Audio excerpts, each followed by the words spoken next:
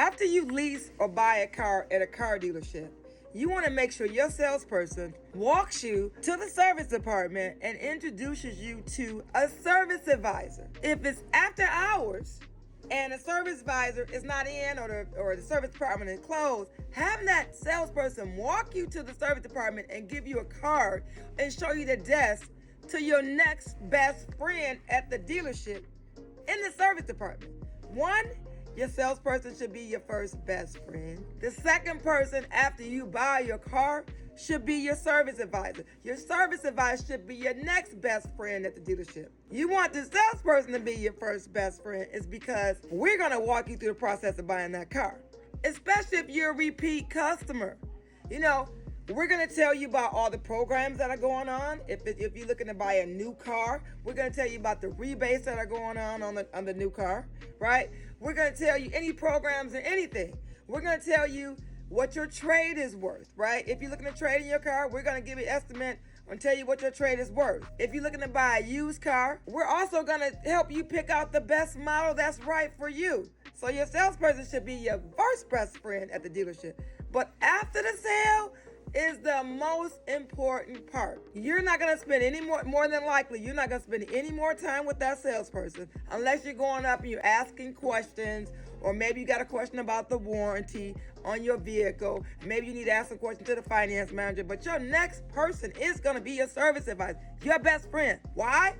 Because you're going to spend more time in that dealership service department than you are with your salesperson after the fact.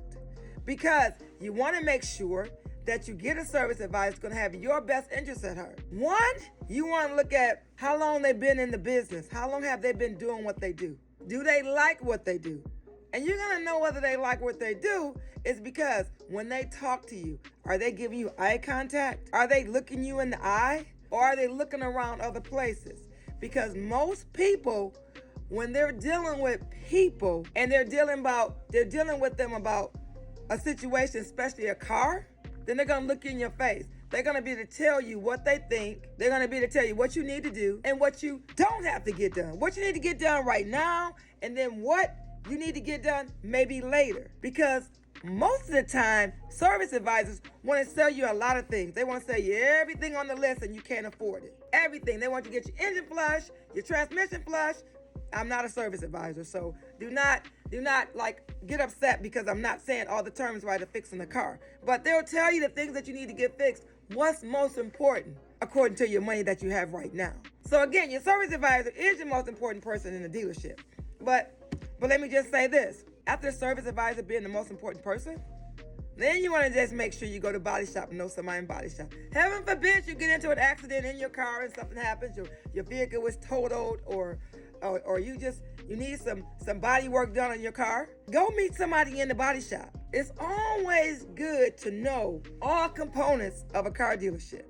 You got sales department, right, where we're going to sell you the car. Service department, where your car is going to be serviced. We got the body shop, and then we also have a detail shop. So get to know everybody in the department. The detail shop is important, but if your salesperson got a relationship with the detail department, you're in.